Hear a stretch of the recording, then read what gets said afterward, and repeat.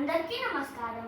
అధిక మాసంలో కృష్ణుడిని వివరిస్తూ ఇవాళ నేను కృష్ణాష్టకం చెప్పబోతున్నాను. అష్టకం అంటే 8 శ్లోకాలు. శ్రీ ఆదిశంకరాచార్యులు కృష్ణాష్టకంని రచించారు. ఆయనని జగద్గురు అని కూడా అంటారు. మొదటి శ్లోకం: వసుదేవసుతం దేవం కంసచానూరమర్దనం దేవకీ పరమానందం కృష్ణం వందే జగద్గురుం. భావం: దేవకి ఇంకా వసుదేవుడు కృష్ణుని అమ్మా నాన్న. కృష్ణుడు చాలా మంది రాక్షసుల్ని చంపారు. వారిలో కొందరు కంస, చానూర మరియు ముష్టికాసుర. కృష్ణుడు దేవకీ మాతకు చాలా ఆనందాన్ని ఇచ్చారు. అటువంటి కృష్ణునికి నేను నమస్కరిస్తున్నాను. రెండవ శ్లోకం: అతసి పుష్ప సంకాశం హారనోపురశోభితం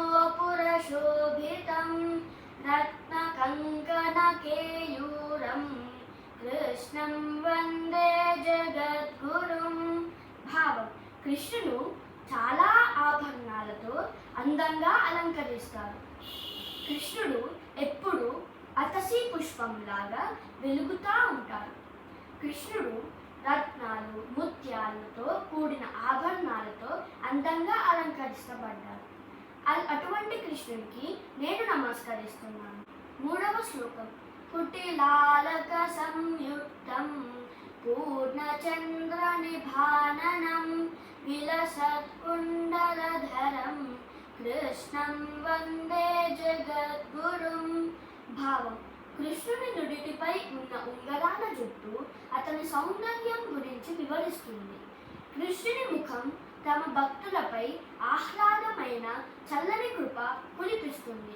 కృష్ణుని చెవిపోగులు తమ ముఖానికి మరింత సౌందర్యాన్ని చేకూరుస్తుంది. అటువంటి కృష్ణునికి నేను నమస్కరిస్తున్నాను.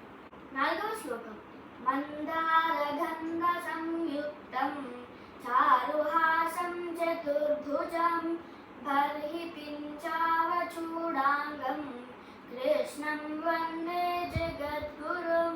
భావం: కృష్ణుడు తమ భక్తులకు కల్పవృక్షం లాంటి వారు. కృష్ణుడు నెమలికలతో అందంగా కనిపిస్తారు. కృష్ణుడు చిరునవ్వుతో తమ భక్తులను చేరదీస్తారు. కృష్ణుడి 4 చేతులు 4 పురుషార్థాలను స్తుతిస్తాయి. Please subscribe my channel.